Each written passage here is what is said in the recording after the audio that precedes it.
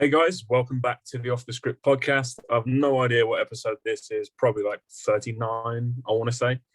Jermaine is not here today to host the podcast with me, so it's myself and our special guest, Alex Kent. How are you doing, mate? I'm good. How are you?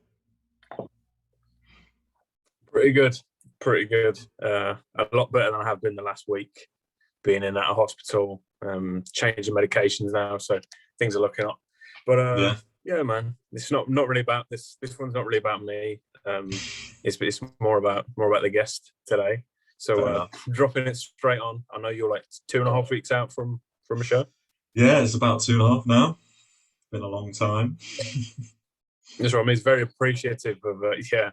It's very appreciative of you giving us your time throughout the last sort of closing phase of a prep. It's going to be a nice insight to some of the things you're doing and how you've approached the prep and things. But before we get there, just a little bit of introduction about yourself, how you got into the sport, what you did previous to bodybuilding, and all that kind of stuff. All right, fair enough. So name's Alex Kent, 24 years old. Started training for bodybuilding when I was in uni. So I think I started. Is it, every bodybuilder has a really weird story with how they got into bodybuilding. I'll go from the beginning because it makes more sense. So when I was like, I've always been a sporty guy. So when I was younger, I was actually mad into golf. Like my parents got me into golf from like the age of sort of like 5 or 6. I ended up playing county to a fairly good level. But when I was 12, 13, my school offered rowing as an option. So a lot of the guys who were in school went out and tried for it. So did I, and got into that in a big way. And that absolutely takes over your life. Like you're doing 10, 12 sessions, training sessions a week. So that became a huge part of who I was from about the age of 13 to 16. But in that time, I had when I was about 14, I had a pretty major knee injury, which is actually a genetic thing in my right knee, where it's called a luxating patella. So my patella sits a bit higher than Okay. it should do, which means it dislocated very easily. Like I literally bent down to pick up a football in PE, and it went bang straight out. And I didn't really know what had happened to it. I just got a diagnosis of like, oh, you dislocated your knee. And it was like, oh, it'll get better in time. So Yeah. I was like, yeah, whatever, cool. Put one of them blue ice packs on it. Yeah. Oh yeah, yeah. Went to the nurse like, here's some paracetamol and a blue ice pack. I was like, fuck it, I can barely even walk. Um, and yeah, so that proceeded to happen another 2 times. Once when I was 15, another time when I was 16, and that was when I was playing rugby. So I quit rowing because it was like I got to a point with rowing because I'm only 5'10". To be a good rower, you want to be tall. But we were putting so much effort Yeah. into the sport and like didn't really have much knowledge on nutrition or recovery. So you're doing like 12 sessions a week, you're eating absolute dog shit, and you're just eating to sort of survive. And I remember finishing 30 minutes on the rowing machine, which we do is like we did 2 of those a week. I remember finishing one and getting a PB and thinking, I can't beat that. I was just like, there's not a chance in hell I'm not going to beat that. And one of my friends quit, and I was just like, you know what? It's time to go. So at that Yeah. point, like, that was sort of like a bit of a death of a personality, but it needed to go. It was one of those things, especially with schoolwork. It was just like, look, I'm done. So Yeah. anyway, started playing rugby with school when I was 16, and then at first game, first tackle of the game, bang, knee comes straight out. So was like, right, let's get this fixed. Had went and saw like one of the best knee surgeons you could see in I think it was in North Wales, and we ended up he opened me up, and the surgery took a lot longer than he thought it was going to because he opened my knee keyhole surgery and found that my MCL just didn't exist.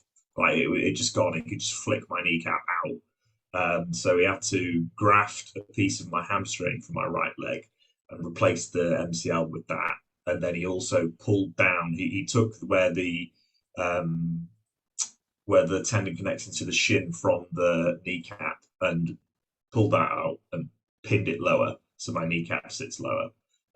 So that was fixed, but that was about a year's worth of hard, painful rehab before I was back to like actually able to play rugby. I was in the gym sort of within a few months, like 3 months, but just upper body stuff. So obviously chicken legs galore. I had no right leg for a while because they'd basically taken out my hamstring and my quad was gone. So there was just nothing Yeah. there on the right leg. So that took a long time to rebuild. So I wasn't really squatting until about 6 months. And then after a year, I felt confident going back to rugby. So I was about 17 when I started playing rugby again. Um, and obviously, at that point, when you have to do crazy amount of rehab, that's when you discover bodybuilding. So when I was 16, in the gym, I was in there 5 times a week. I obviously still had that rower personality of like, I've just got to get in there. So I was doing my leg extensions and leg curls every single session, and just that's how I discovered bodybuilding. Reading the magazines to an extent, I was getting like muscle and fitness. I wasn't getting flex. I wasn't getting the proper stuff. I was getting like the Henry Cavill Superman, that sort of thing, that sort of era. Yeah. And Mark Wahlberg special. Yeah. yeah, Pain and Gain, yeah, that sort of shit. Yeah. And then eventually Yeah. moved on to the actual magazines because you realise that it's a lot better. Yeah. And then it just kept getting sort of like bigger from there. Just going to the gym, just training, doing a bit of rugby, sort of like enjoying the gym. Went to Loughborough Uni because I went to have a look. I went for an open day, saw the gym, and was like, "Fucking hell, I've got to go here." And then I was first year of uni, still playing a bit of rugby with my hall, and then just smashing the gym like 5-6 times a week, just training. I think by that point, I think by about Christmas of the first term, so the first year, I was 18, and I'd got a 250 kilo deadlift, and I think I weighed about 90 kilos, 95 kilos, somewhere around there. And then it sort of just went from there. Second year, I partied quite hard, so I didn't really go anywhere. And then third year, I got my head down. Had to do actually work to get a 2-1 in my degree. You know how it is. But yeah, What, didn't really think. what degree were you studying? Economics, which people don't think I would do, but yeah, did economics. And then so third year, just got my head down, still training, still doing what I can, but not really.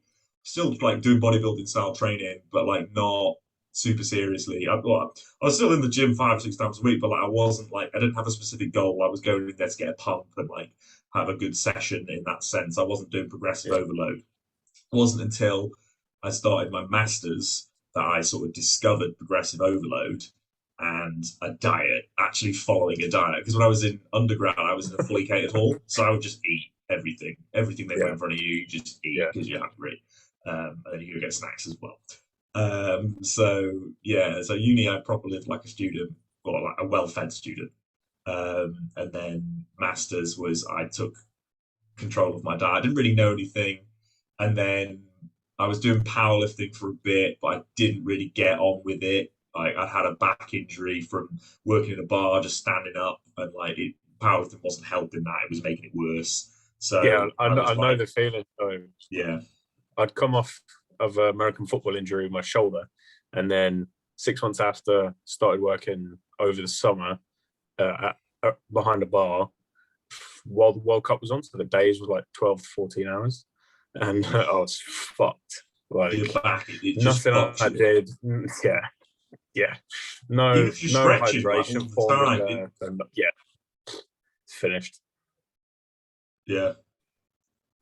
So just really, I do not recommend working in bars if you want to be a good athlete.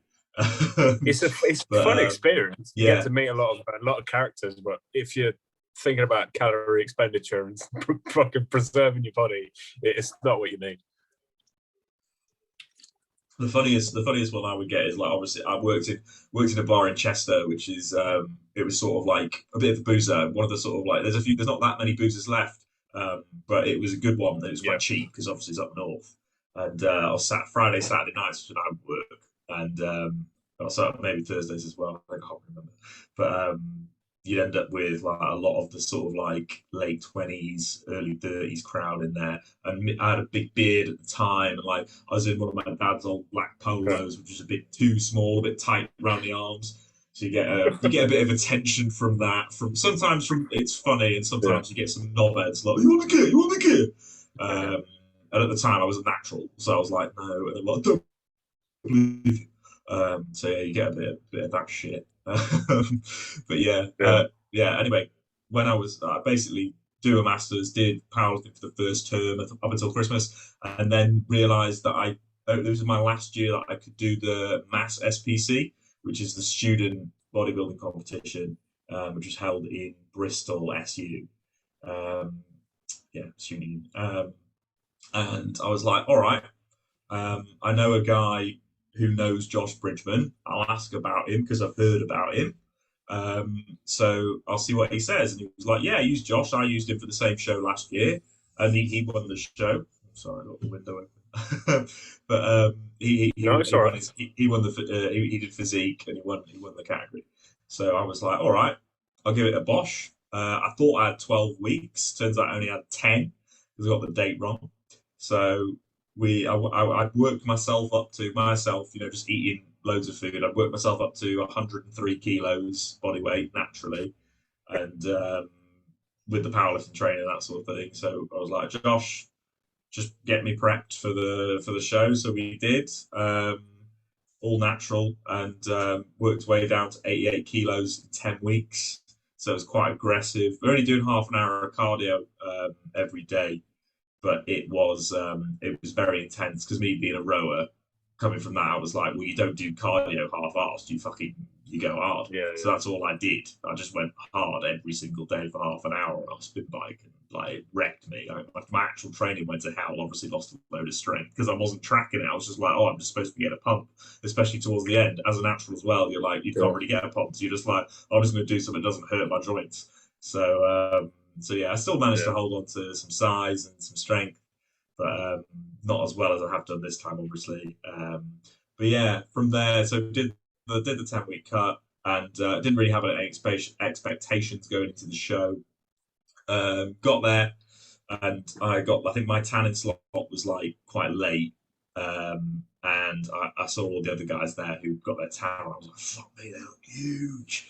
I didn't really know how many dudes were doing classic because I was doing classic, so there wasn't an open category, it was only classic and physique. So I saw a lot of the physique guys, and I was like, I can tell you the physique. And then I saw one of the other guys who's doing classic called Rob. And I'm not sure if he does any bodybuilding anymore, but I was like, fuck me, he's big. But then I got my tan on, and I was like, wait a minute. I was like, okay, I can see this. But I was still a bit like, ooh, I don't know. And we hadn't put any food in yet, so I was still all skinny at like 88 kilos and feeling really small.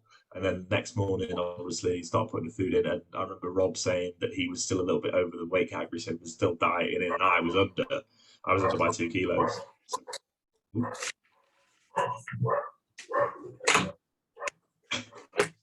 Apologies for that. That's all right.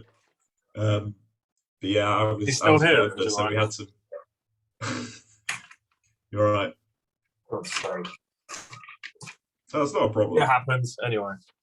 Whatever. Anyway, yeah. So I could basically I had like 2 or 3 meals in me before we started pumping up, and he hadn't had any. So when I started pumping up, I was like, wow, okay, this is what bodybuilding feels like. That's my first proper taste of it. And then getting up on the stage with that confidence of being like, wow, I'm pumped up. That was sort of like the, oh shit, I think I'm a bodybuilder. That was that sort of like click moment, and I was 20. So from then on, obviously, I won the show, which was obviously fucking great. And I realised, yeah, maybe there's something to this. So yeah, from then on, it's sort of been. I didn't have a coach. I didn't have Josh coach me because I didn't have the money for the rest of uni. I didn't have the time either because I have masters and it's busy.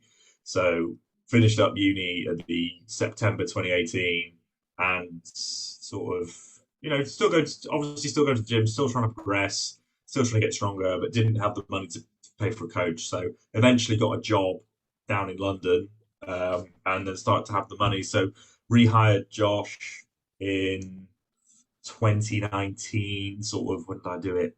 When did we come back? Would have been July, I think, July of 2019. And then I got really ill. I moved to London and got some sort of stress-induced illness, which like affected my prostate. So I was not training properly. I was maybe in the gym once or twice a week in a lot of pain. So I was off for a while. Didn't really get back into the gym until November of that year. So had a bit of time off there, and then re-got Josh. We started smashing it again, cutting some weight down. I think we worked up to like 108 kilos. and then we're cutting back down, got to 99 just on a mini cut, and then what do you know, lockdown happens. So then everybody went through that issue. So I didn't train again until June of 2020 when we moved. Me and my girlfriend moved into a new place where I could get some equipment outside, and that was when I started training again. And yeah, I was still the same weight. I was 98 kilos, but I'd lost a lot of muscle. So then I started rebuilding from there, and we basically off-seasoned. I started rebuilding and then decided I wanted to compete this year. And I was like, look, if we're going to do this, I don't want to enter a PCA or anything like that. I want to enter a two bros. I want to enter, try and get into the IFBB, that sort of thing. You know, I want to take it seriously. So I was like, look, I've been thinking about the non-natty route for a long time, since I was like 20. Because one of my mates in uni did it, and he was like, I can get you some. And I was like, I don't know what I'm doing though, so I'm not going to do it. And I was like, look, I know you, and Josh had been obviously had done a fair amount already. By that point, I was experienced and I felt confident that he knew what he was talking about. So I was like, look, September, let's go, let's do it, let's start. No time like the present. I'm 24 years old. Let's not hang about anymore. I've been hanging about enough. So we started in September 14th. I've still got the video of me doing the first jab. I haven't looked back.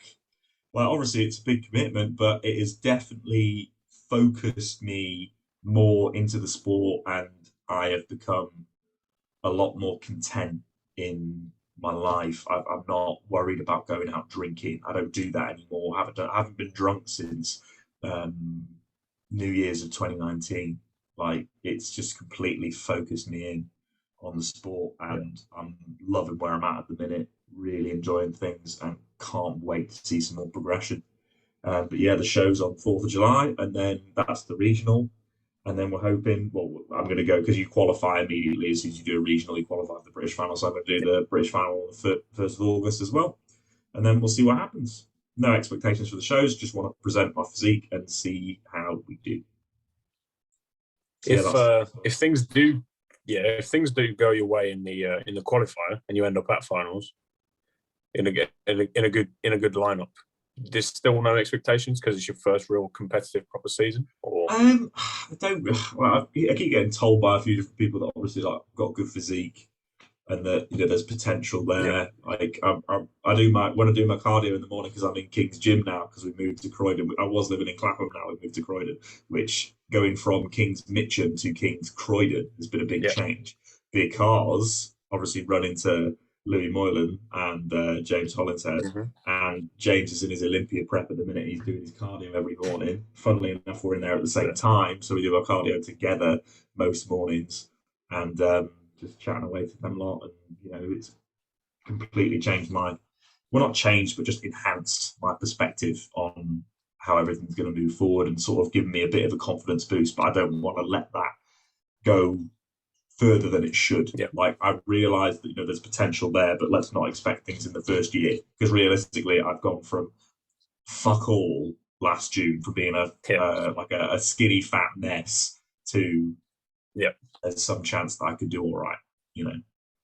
It is that as well. It's a similar situation to me, because I came out of hospital last year and body composition had gone to complete shit, and then everything was closed.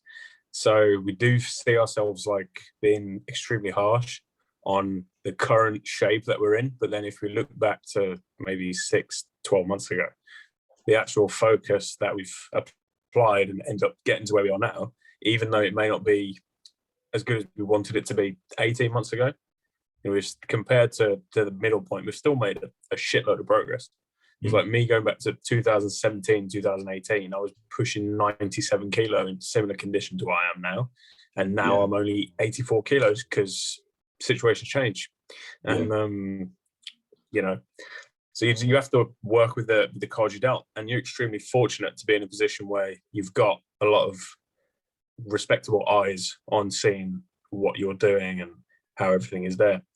How has that impacted your approach to the prep at all, being around guys like James and Louis? It made me did it impact it?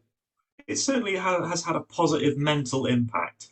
The other, I had a bit of a weird one the other week where we started talking about, well, what if you don't go pro this year? Are you going to outgrow the weight class for my height? Because it's only 93 kilos I've got to play with. And it was like, they were like, I reckon if you do another off season, you're going to end up huge. And I was getting a bit worried that I wouldn't be able to compete in classic again and all this sort of stuff. Yeah. And we were like, oh, are you going to compete in the Amateur Olympia? And like, I was just like getting all worked up about winning the pro card this year. And it was too much. Yeah. It was too much stress on top of the stress of prep. So I was like, look, just doing the 2 shows. That's it. That's all we're going to worry about. But that's obviously like the negative stress. But it's been overall very, very, very positive to have those 2 looking over me and helping my posing and talking me through stuff and, you know, learning from them and have them take me under their wing in that sense. It's been, honestly, a few months ago, me watching some of James's videos, and if he'd said, oh yeah, you probably know him quite well in a few months when you moved to Croydon, I would have been like, fuck off. No, I won't. Well, that's James Hollington. Yeah. But he's a very nice bloke, as is Louis. And they've been very, very welcoming. Yeah, I've known James since May 2018. So I met him. Well, I used to follow his old podcast and met him at Body Power. We like bonded over gaming, and then just carried on being in touch since. That was the first thing I spoke to him about. Yeah, I said I think he was doing back some sort of like rack pull or something, and I was doing bent over rows next to him. I just went over to him and was like, "Oh, have you finished Resi 8 yet?" And he was like, "Oh yeah, I have, yeah," because I was playing through at the same time, and that's how we kicked off. I wasn't about to talk to him about. I think it's got to talk about bodybuilding, are you? Because like, every cant in the world is like, "Oh, how big are you? What's all your macros?" Yeah, he talks to him like he's a human being because he is, and I talk about video games more than I do bloody bodybuilding anyway, because that's what you want to get a bit of distraction, especially when you're on prep. So chatting about video games is great, especially with James. I didn't realise you was a gamer. So, well, I'm sat here. This is in the new house. This is my girlfriend's little office that we've got here. She's got a new PC because she wanted one, and I'm so tempted to re-download World of Warcraft Classic and play it on this on the weekends because I was so when I got ill, it came out on my birthday in 2019. I played that shit for 3 months straight, non-fucking stop. And I was like, I can't. I got to a point and I was level 39 with my character. And I was a bit like, there's a big jump in how much gold I needed to get a mount. And I was just like, you know what? Time to rest it here. There's too much time investment after because I was getting better. I need to go back to the gym. So I was just like, all right, we'll park it then. Yeah, you got to pull the plug. It's one of my mates. He's since we first met like 11 years ago, he's always been into like Farming Simulator. And every fucking year he's bought the game and invested so much time into it. And I look at it and I just, or Euro Truck Simulator, I just look at it and I just think, mate, it's so boring. But he loves it. And it's like, I've always been a console gamer, never really been a PC gamer. Same, pretty much. But then once you actually look into PC gaming, there's so much shit that's out there. So there's all these different games. There's one like Goat Simulator. I've seen that. Yeah. What's going on? I got what is in your pipe? In lockdown, I got completely obsessed with Monster Hunter World. Like a few hundred hours into that, just pumped it. But my Doom Eternal, fucking love that game. Play that all the time. Oh, that game is awesome. Because it obviously came out on the same day as Animal Crossing. My girlfriend's got a Switch. She pumped 250 hours into Animal Crossing, and I was like, "How?" It gives me a headache just because it's like But then we've got Breath of the Wild. It's the sound effects as well. Yeah, everything's it's really slow. Like I tried to play it, and I was like, "This is painfully slow." But we got Breath of the Wild, and that's fucking sick. Still need to. We played it loads, but I still need to finish it. But I think we're going to play some tonight because we've seen the trailer for the new one, so we're getting a bit buzzed. No. Oh, you've not seen it? I haven't seen it. I've been too hooked into the Battlefield hype. So Battlefield 6. Yeah, it's going to be set 2042, so it's 20 years in the future. looks good, man. Yeah, it does all But yeah, the pulling it back. structural environments. Yeah, I love that. If they do, I know they said they're not going to do a battle royale mode for it, but I do think with a destructive environment, it would Yeah, be good. But I like multiplayer, so I yeah, hope I'm they not bring too. back the hype I to re-downloaded multiplayer. Call of Duty and it's just Warzone, isn't it? And then you have to re-download the multiplayer aspect. It's like, well, I come from the days of Yeah, COD 6, mate. That's all I want to play. yeah, So yeah, I man. don't care about a battle royale. I want to play COD 6 when Yeah, they remaster that. yeah.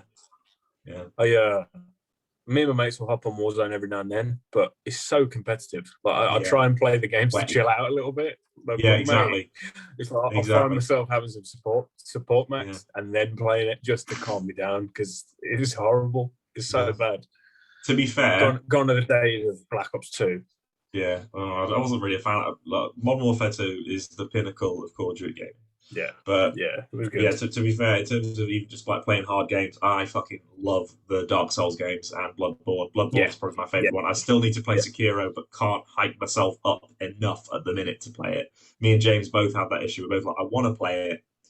We played Ghost of Tsushima, so I've sort of got the samurai setting down, yeah, but I still need to play it. And then Elden Ring's just been announced, and I'm just like, yeah. I need to play this game before this one comes out. And then I don't have a PS5 yet, and I want to play Demon Souls. So too many things to think about at the minute. I used Post to be a prep, after prep, all these yeah, talks could be yeah, done. yeah. I was a massive Fallout player on Oh yeah, PS3, yeah. and so I invested a lot of hours into that, and so all that sort of role play MMORPG. I do enjoy it. It's just such a time commitment. It is World of Warcraft just eats Yeah, your time, but you love it yeah, for man. it. You love it. But bringing it back to the most recent off season, did you? Well, obviously, there's a whole stigma about staying super conditioned and photogenic. Obviously, you decided to push the boundaries of what you could do. How was your approach to the off season? So we initially basically to begin with because I was coming back from essentially being skinny fat. We just Mm-hmm. wanted to body recomp. So from 98 kilos to about 110 kilos, the body fat didn't change because obviously we'd started putting the gear in 200 mgs of test a week, which worked up to 300 over 16 weeks. So not much. Yeah, But we went from 98 to 110 kilos, and my body composition didn't change. It was only sort of those last 3 kilos where we went into a TRT phase where things started to slip a little. yeah, Um, but yeah, I once I got to 113, I was a bit like, all right, it's time to fucking come down. 110, I felt very good. I liked where I was at 110. I like being a bit chunky. It feels good. yeah, Yeah. yeah. It does. It does. There's always that little slip barrier, though. It's like Yes. one You're week, one yeah, burger away. finished, yeah, yeah, and then to pull it back down, it takes a month. Well, as well, Right. the last 2 weeks of off season, Josh was like, "Oh yeah, keep having your 1 to 2 off plan meals a week," and I was like, "Two? Two? I'm Yeah, not even having one." He was like, "Oh, well, you can have two." And I was like, "Fuck you! I'm not even having what? I've been missing out." yeah, yeah. So I had two for like the last 2 or 3 weeks, and then I was like, okay, maybe one is probably the good one. How hard were you pushing food? I think we got up to about, I think it was somewhere close to 5,000 calories on a training day and about 4 or 5 on non-training day, which looking back on that now, the density of my meals could have been much higher in terms of the calories I could put in. Obviously, having a prep brain, Yeah, you get very inventive with food. So yeah, I think once I start pushing up again, I'm just going to fucking explode, man. Lots of yeah, ideas on how to like do food better, do my digestion better, and make it a bit smoother. Because the better you can digest the food, the better it's absorbed, and the more you're going to put yeah. Of on, and course. the better it's used, and all that good stuff. Like I was eating 300 grams of oats a day. Like that's not good. Yeah, yeah, That's too much. You need yeah, to swap to cream of rice, and you need to have yeah, various forms of carb sources rather than just like rice, oats, bread. yeah, yeah. That was me. I do credit that a lot to potentially that enhancing the fact of why I have digestive issues and colitis. Because back in college, I was doing a whole bag of bagels a day, 250 grams of dry oats, and just plain rice, as Mm. well as my the legendary drink, which was a 1.5 litre bottle of Coke and 3 cans of tuna mixed in. Bloody hell, man. Yeah. And but prior to that, I'd gone from having whatever the fuck I wanted and then eating tuna sandwiches because, you know, it's got protein in, right? Yeah. And so it went from one extreme to the other, and I was gaining weight. My weight gain, the rate of it was pretty good. I didn't really get fat because I was coming from a position where I was pretty lean. Yeah. And then kept on pushing. Went from 154 pounds when I started the gym to 197 in about 9 months. I was still in fairly good nick, not roughly where you'd probably pushed up to, maybe a little bit more. I was only 17, and then it all just hit the fan, and my body was like, "You ain't doing this no more." No. So digestion is a massive topic on this podcast as well. Yeah, and I think maybe the reason that I'm all right with pushing food so high is when I was younger, because I was a rower. Like I would have my 3 meals a day, which my parents made, and then around that, I think I'd be having 4 to 6 pints of whole milk a day. 3 to 4 Mars bars, and then on the weekends, you know, like I'd probably eat like 2, like the family pack, so the 2 tubes of Maryland cookies, digestive biscuits, crisps. Like I fucking love What's-Its, or at least I did. Just anything I could eat really, like my grandma's chocolate cake. And I think that's probably why my digestion is just fucking bulletproof now, because I used to eat so much when I was younger, and it would just get. And when you're a kid as well, you just absorb it. If I tried that now, I'd be fucked. But like when you're that age, it's just like straight through. So, I think my issue was I was continuing to do that as well as having the bodybuilding meals on top. So you know, you do have to get to a point where you rein it in a bit. Like I do. I reined it in for about 4 weeks and dropped like 15 pounds of just shit, and then looked fairly decent again. I had some veins in my arms and decent detail in my legs and stuff, and lower back wasn't too bad. And that was pretty much when everything started going to shit. But how did you transition from the off season to prep? Because obviously you'd been on TRT dose. How did that change, if it changed at all, going to start the prep? So we were on TRT dose. I think the first 2-3 weeks we stayed there and just cut calories a little bit. And then at about 16 weeks out, ramped the test up to 250 and introduced Primo. I can't remember. I've got it all written down because obviously it's all a tracker, but I can't remember specifics. It's all person dependent anyway, so dosage is irrelevant really. But I think we probably started on 300 milligrams of Primo, but I can't remember. Maybe 350. Still fairly mild, Yeah, and then obviously cut calories very slowly over time, and then I think we've introduced MAST as well, and then about 4 or 5 weeks out we've introduced Anavar, and then we started Clen, I think 12 weeks out, but the Clen I was getting was bollocks. It didn't do anything. Like, as in, I had it, didn't feel it. It was just like, oh, okay, it must be. But clearly, we've been all right. Like my blood, when I did my blood tests after the first cycle, they came back fine. Like the only thing that was a bit high was my estrogen, and my liver was a bit like. But we fixed all that. It was fine. And so I just assumed I must be quite resistant. But it turns out it was fake. So it worked up to 120 micrograms of Clen, and it wasn't doing anything. And then Josh turned around and was like, I think your Clen's fake. And I was like, oh, okay. So he was like, we'll get some new stuff. So we did. Yeah. And it turns out to be that Melee Tiger stuff, which I told the guys, and they were like, you've got Melee Tiger Clen. I was like, yeah, what's that? And they were like, it's like stupid strong.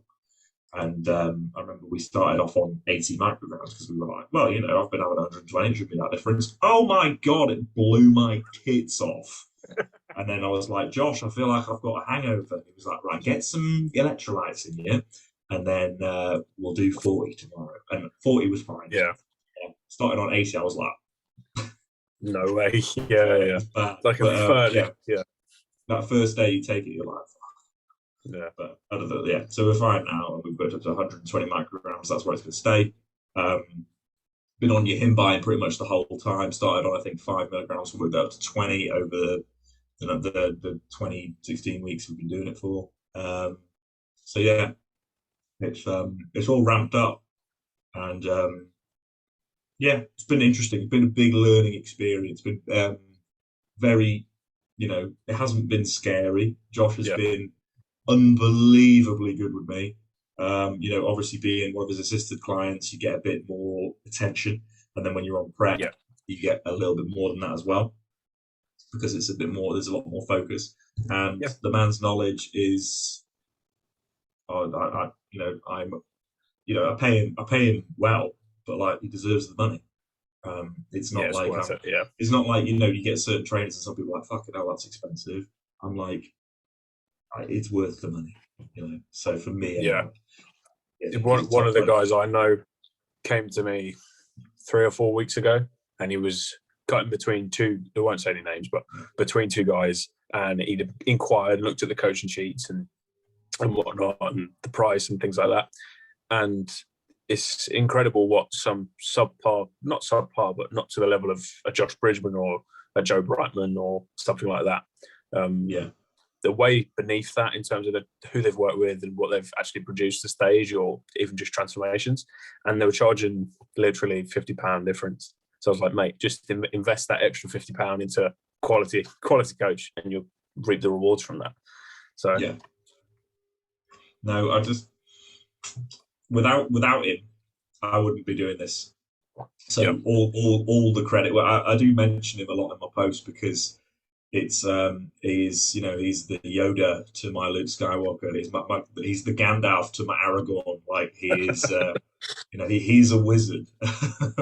Obviously, it's all stuff he's learned and this sort of stuff, but the knowledge gets passed on.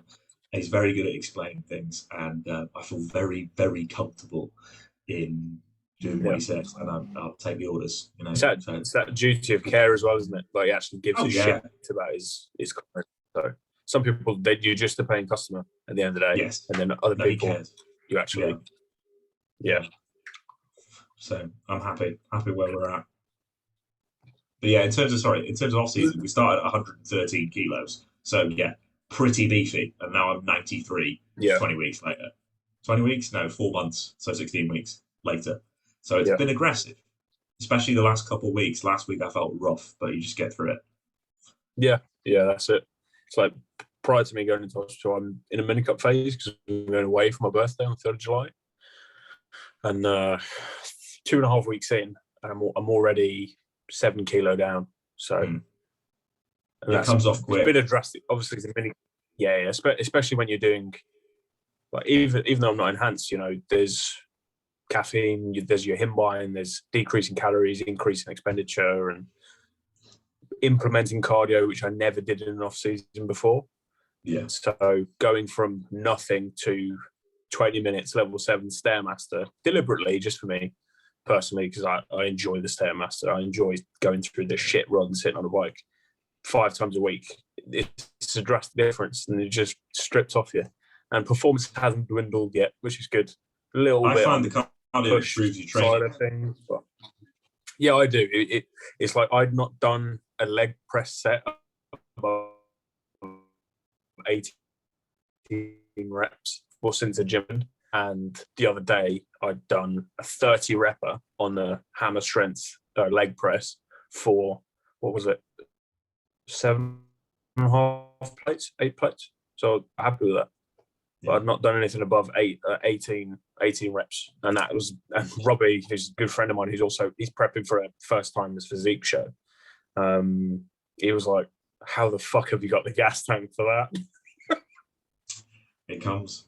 The funny thing is, though, for the show I'm doing, because it's only my second show ever, I could have entered like beginners and novice and a few other things, but it's 125 quid to enter each category. So I was like, I think I'll just do the one rather than entering 4 categories and paying £500 to do it to win some trophies. You know, like, I'd rather just. Good thing is with yourself as well. that's what I mean. You'll know where you stand. So especially you get thrown yourself in the deep end, and whatever you produce will be the best that you can be at this period of time anyway. So if you was to do a novice show with the PCA or whatever, it's not really an accurate reflection of where you are. It's good for business, it's good for coaching, but if that's not one of your massive goals, then it's pretty irrelevant. It's like next year, as long as health-wise, I'm fine. Carry on.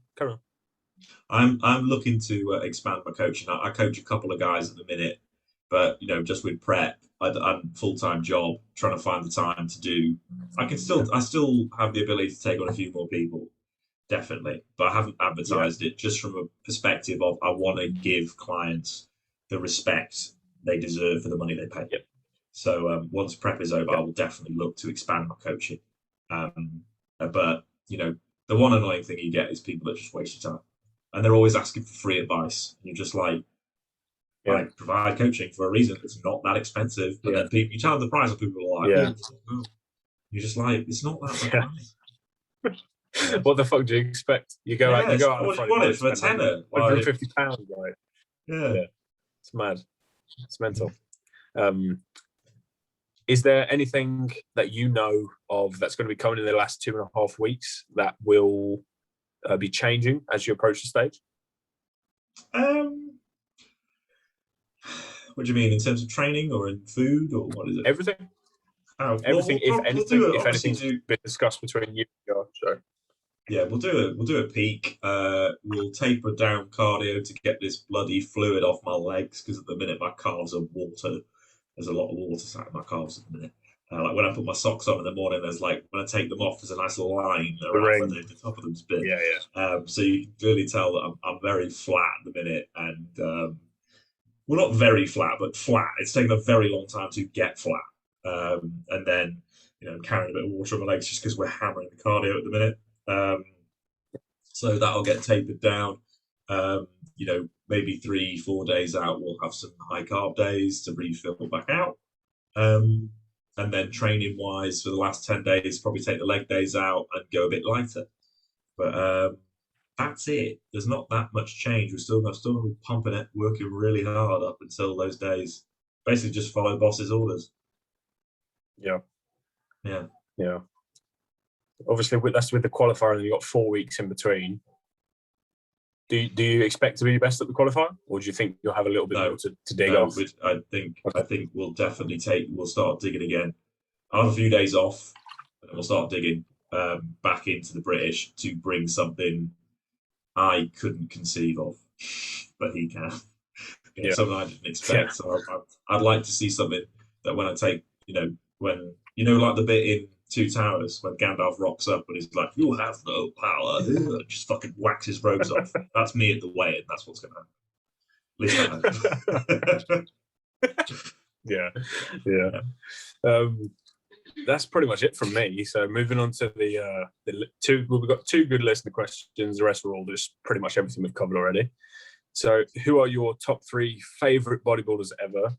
And are you motivated by these, like by the physiques they bring to stage? Are your favorite bodybuilders the physiques you are inspired by the most? Okay. 3 favorite bodybuilders ever. Yeah. And there's probably different reasons, but so Mike Menzer, because of the way he looked and because of the training style, because I love the super high intensity. Granted, some of it gets taken a bit out of context, like 1 set per exercise. It's not really going to work, is it, for most people? But like, it's very cool, and I love the solid look he had to his physique. So that Mike Menzer, Following on in that vein, obviously Dorian Yates, because Dorian Yates, everything he did for British bodybuilding. The sort of persona he represented, the physique he brought, the ability for a British guy to go over to America and just fuck it up and just come over and be like, just fucking Mr. Olympia, I'm just going to do it again next year. Yeah. That sort of attitude to be like, I'm just going to take it and just go there and just be like, you're going to fucking pay for me working out in the cold in a basement gym in Birmingham. And you guys are here in LA. Like, that sort of attitude is very cool, very hardcore.